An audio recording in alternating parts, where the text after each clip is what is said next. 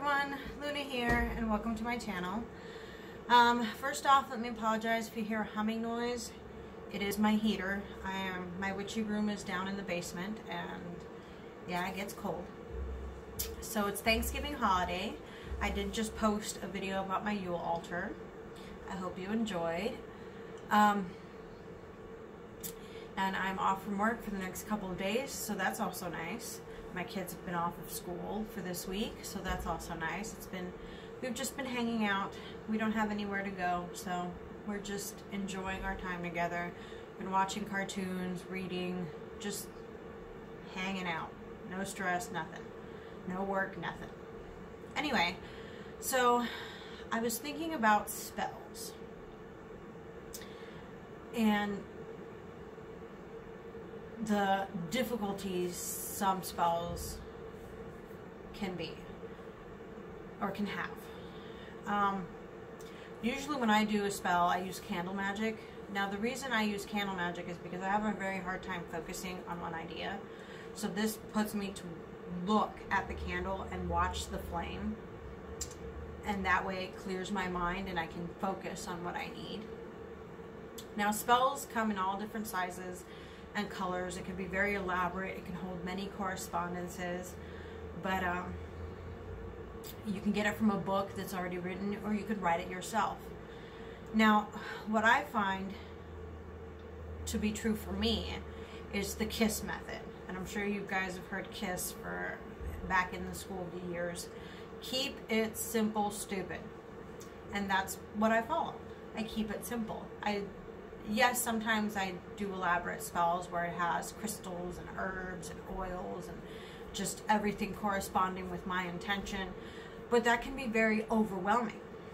And what I would like to say is that it doesn't need all the bells and whistles. It really doesn't. Divinity is listening to you. So like for instance, I was having problems at work. I've been having very bad health, and while it's getting better and I'm under treatment, I missed a lot of work, and I was at the potential of getting fired.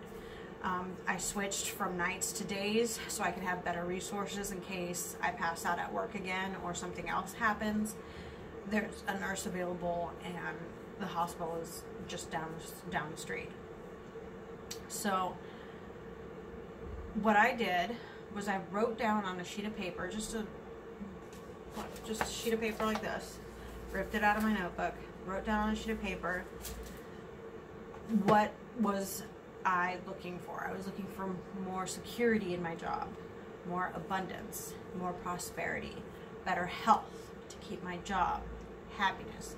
I wrote those all down on a sheet of paper, folded it toward me because I want it to come to me, and then I slipped it under a candle holder, put the candle on top, lit the candle, said a prayer, and that was it. That's how simple it can be. It can be as simple as a prayer. Because even though Christians are against magic, I honestly believe Christians do magic with their prayers. Because that's what it is. You're asking divinity to give you something, to help you with something. However, one strong thing that I agree with many others is that you need to put the effort into it. You can't just light a candle and be like, okay, just leaving it there, because nothing's going to happen. You need to follow through with your intent. Like if I wanted better health, I can't just pray for it. I have to also make changes in my life. Like why am I having these problems? I need to go to my doctors. I need to discuss my treatment. I need to take care of myself. I need to remember to take breaks. I need to remember to drink water, things like that. Now, sometimes it's out of our control.